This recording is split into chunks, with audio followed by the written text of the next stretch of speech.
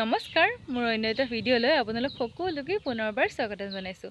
আজি ৰাতিপুৱাই ভিডিঅ'টো ষ্টাৰ্ট কৰিলোঁ, কাৰণ আজি যাম যিহেতু বিশেষ এটা স্থানলৈ, সেয়েহে ভাবিলোঁ ময়ো চাওঁ, লগতে আপোনালোকক দেখাওঁ। বহুতেই হয়তো দেখিছেই আৰু বহুতে নেদেখাকৈ থাকিবও পাৰে মোৰ দৰে, আৰু সময় সুবিধা যিহেতু আজি মিলিছে, সেয়েহে পৰিয়ালৰ লগতে যাম বৰদোৱালৈ। আৰু থাম্বনেইল দেখি চাগে গমেই পাইছে যে বৰদোৱালৈকে যাম। বাৰু যিয়ে নহওক, আপোনালোককো দেখাবলৈ চেষ্টা কৰিম, লগতে ময়ো চাম। বাকী ভিডিঅ'টো শেষলৈকে চাই থাকক।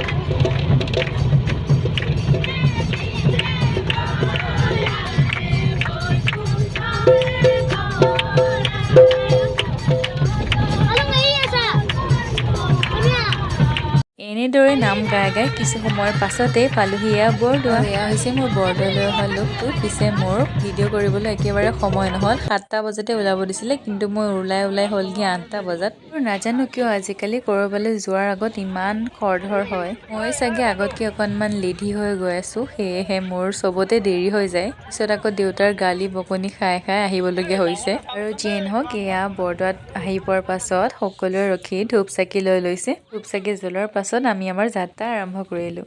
আৰু এয়া হৈছে আমাৰ টিকলুটো গাড়ীত আহোঁতে শুই আহিছিলে, সেয়েহে তাৰ এতিয়াও টোপনিত লাগিয়ে আছে।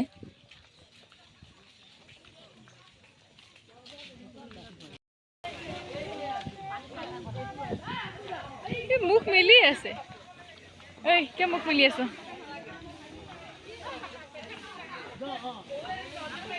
আৰু এয়া আমি পাই গ'লোহি গঙা পাৰ। আৰু ইটো পাৰে চাওকচোন কি দেখিছে বাৰু, নতুনকৈ বনোৱা বস্তুবোৰ গঙা পাৰৰ ইটো পাৰে আছে বুলি মই আজিহে গম পালোঁ। আৰু এয়া যিহেতু আমি সোনকালে আহিছোঁ, সেয়েহে আমি ভাত বনাবলৈ একদম ধুনীয়া জেগা এটা পাই গ'লোঁ। ফাকুৱাত বৰদোৱালৈ আহিলে গোটেইবোৰ জেগা ভালদৰে চাব নোৱাৰি, যিহেতু বহুত ভিৰ হৈ থাকে আৰু অকণমান বেলেগ ধৰণৰ লাগে। আৰু এনেদৰে আহিলে সকলোবোৰ জেগা ভালদৰে চাব পাৰি। আৰু বৰদোৱাখন এতিয়া আগৰ দৰে একেবাৰেই নহয়, সম্পূৰ্ণ বেলেগ হৈ গ'ল।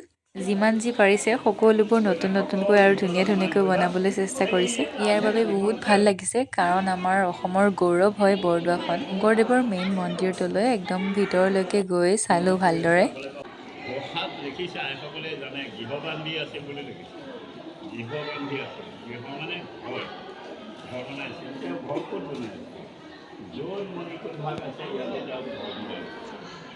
তেওঁ যেতিয়া ঘৰ বনাই আছিলে, ঘৰ বনাই থাকোঁতেই নাম কীৰ্তন আৰম্ভ কৰিছিল, ভোলা লিটিকা লৈছিল আৰু বন্তিভাগ জ্বলাই লৈছিল। এইবাৰ বন্তি দেই, এই বন্তিভাগ তেতিয়া। আৰু ককাজনে আমাক শংকৰদেৱৰ বিষয়ে ধুনীয়াকৈ দুষাৰমান ক'লে।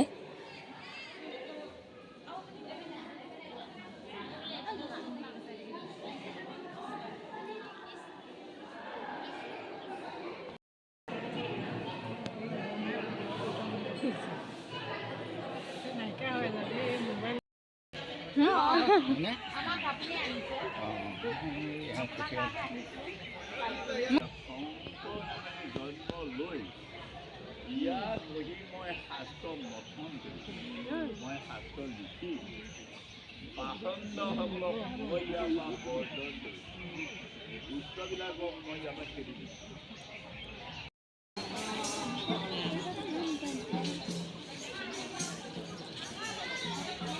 সেৱা কৰি অহাৰ পাছত এয়া চাহ বনাই খুৰীহঁতে চাহ দি আছে, ধুনীয়াকৈ খাই ল'লোঁ। ইয়াৰ পাছত আকৌ শাক পাচলি কাটি আছে, যিহেতু ইয়াতে ভাত বনোৱা হ'ব।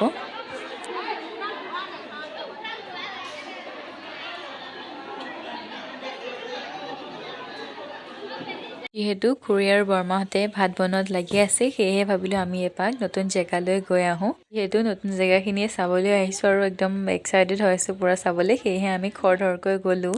দূৰৰ পৰা দেখিলে লাগে যে অকণমান ওচৰতে আছে, বেছি চাগে যাব নালাগে, পিছে আহি থাকিলে গম পোৱা যায় অকণমান আহিব লাগিব। পাৰিলে অকণমান ঠাণ্ডা বতৰত আহিব, তেতিয়া জেগাবোৰ চাই ভাল পাব। আৰু ফাইনেলি আমি পাই গ'লোহি এয়া শ্ৰীমন্ত শংকৰদেৱৰ আৱিৰ্ভাৱ ক্ষেত্ৰ।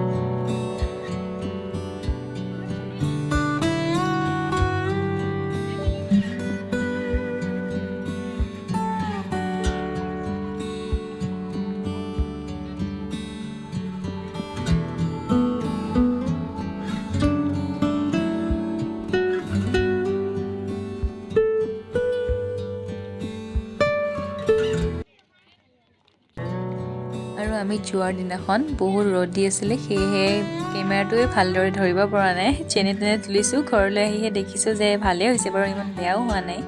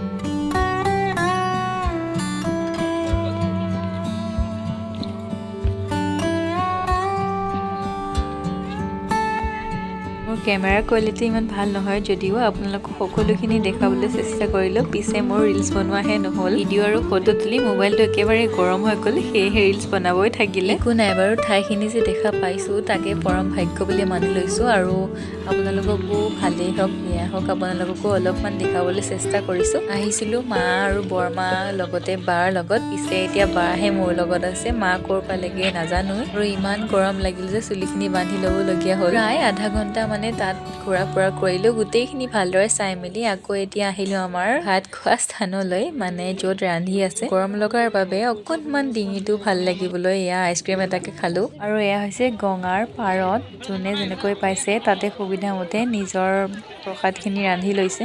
আৰু এয়া দেখিছে নহয়, আমি প্ৰথমতে আহোঁতে ইমান খালী হৈ আছিলে, কিন্তু এতিয়া চাওক কিমান মানুহ আহি গ'ল। সেইখিনি সময়ত প্ৰায় 12টা মানে বাজিছিলে, আৰু 12টামান বজালৈকে বহুত ভিৰ হৈ গ'ল। সাধাৰণতে হোলীত আহিলে যেনেকৈ ভিৰ হয় তেনেকৈ ভিৰ নহয় বাৰু বৰদোৱাত, পিছে এতিয়া যিহেতু নতুনকৈ বনাইছে সেয়েহে বহুত মানুহ আহিছে চাবলৈ।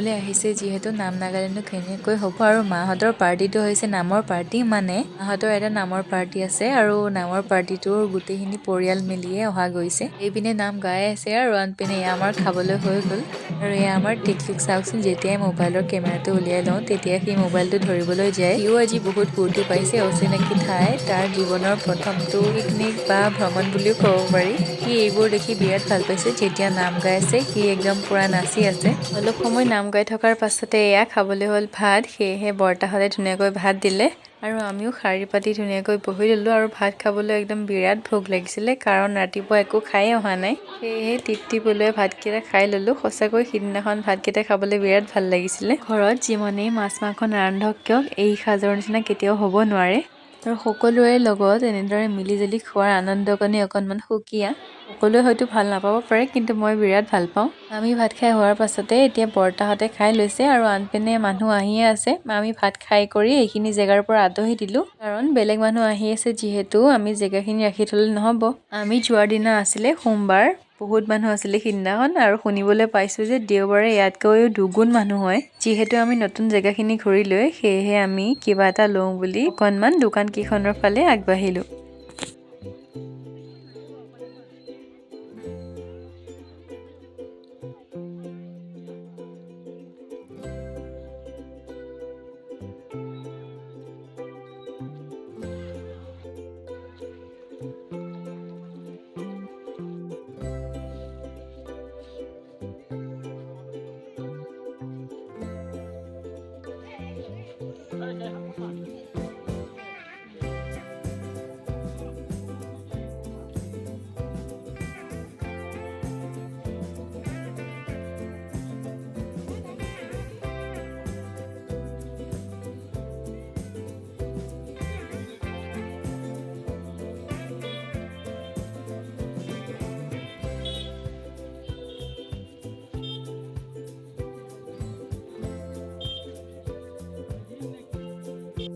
ইয়াৰ ওপৰত থকা গহনাখিনি দেখিছেনে অসমীয়া গহনা যাৰ প্ৰাইচ হ'ল অনলি 150 ৰুপিজ একেবাৰে ফিক্স দাম তাতকৈ এটকাও কমায়ো নিদিয়ে পিছে মই বাৰু তাৰ পৰা এডাল ল'লোঁ যিহেতু এতিয়া বিহু আহি আছে সেয়েহে অসমীয়া গহনা বহুত প্ৰয়োজনীয় এনেও বিয়া সবাহ হ'লে চব কাপোৰৰ লগতে অসমীয়া গহনা সাজে সেয়েহে মই ৰঙা এডালকে ল'লোঁ আৰু ৰঙা এডাল হ'লে সকলো কাপোৰৰ লগতে মিলি যায় আৰু এইডাল দেখিছে নহয় প্লাষ্টিকৰ সাপ এনেকুৱা লাগিছে এইডাল একদম সঁচাই জীৱনত প্ৰথমবাৰ লাৰি পাইছোঁ সাপডালৰ কালাৰটো আৰু মোৰ কাপোৰযোৰৰ কালাৰটো চাওকচোন একেবাৰে মিলি গৈছে সঁচাকৈ সাপডাল চুই চালে একদম আচলি দৰেই লাগে আৰু দেখাটো আচলি নিচিনাই লাগে পিছে এডাল প্লাষ্টিকৰে হয় মই কৈছোঁ এডাল ঘৰলৈ লৈ আহোঁ কাৰোবাক ভয় খুৱাব পাৰিম কিন্তু মায়ে গালি দিলে সেয়েহে মই দুখী মনেৰে দোকানখনলৈ থৈ আহিলোঁ আৰু ফুলবোৰ চাওকচোন দেখিবলৈ ইমান ধুনীয়া লাগিছে বেছি দামো কোৱা নাই বাৰু ঠিক দামে কৈছে কিন্তু আমাৰ ঘৰে ভাল নহয় ফুলনো কি আনিবা আৰু যেতিয়া আমাৰ ঘৰ বনাব তেতিয়া এইবোৰ ফুল আনি ধুনীয়াকৈ থৈ দিম এতিয়ালৈকে এৰিছোঁ যিহে আপুনিও এতিয়ালৈকে অহা নাই আৰু আহে যদি কেতিয়াবা তেনেহ'লে এয়া ফুল লৈ যাওক আৰু ঘৰত ধুনীয়াকৈ সজাই থৈ দিব বহুত সময় ঘূৰি ঘূৰি আহি ভাগৰ লাগি গ'ল সেয়েহে গাড়ীতে অকণমান বহি ল'লোঁ ওচৰতে কুঁহিয়াৰ বেপাৰী এটাক দেখি ধুনীয়াকৈ এগিলাচ কুঁহিয়াৰ জুচ খাই ল'লোঁ কুঁহিয়াৰ জুচ খুৱাই হেনো বহুত ভাল সেয়েহে বেলেগ কিবা খোৱাতকৈ এয়া খুৱাই বেছি ভাল আৰু এইবাৰ মই একেবাৰে আগত বহি লৈছোঁ ড্ৰাইভাৰৰ লগতে জীৱনত প্ৰথমবাৰ মই এনেদৰে আগত বহি পাইছোঁ যেতিয়া ধুনীয়া সেউজীয়া গছ গছনিবোৰ দেখা যায় একদম বিৰাট ভাল লাগে তাৰপাছত আমি ঘৰলৈ বুলি অহা নাই আহিছোঁ এটা ঠাইলৈ ঠাইখন হৈছে গুনুচা মন্দিৰ বৰদোৱাৰ পৰা অকণমান আহিলেই পাই যায় বহুতে হয়তো বৰদোৱালৈ আহিলে ইয়ালৈ আহেই আৰু ময়ো আহিছিলোঁ বাৰু আগতে কিন্তু কিমান দুৰ্ভাগ্যৰ কথা যে যেতিয়া ইয়ালৈ আহোঁ তেতিয়াই গেট বন্ধ হৈ কৰি দিয়ে আমি ইয়ালৈ আহোঁতে প্ৰায় 4 মানে বাজিলে সেয়েহে গেট বন্ধ হৈ যে দূৰৰ পৰাই চালোঁ আৰু এবাৰ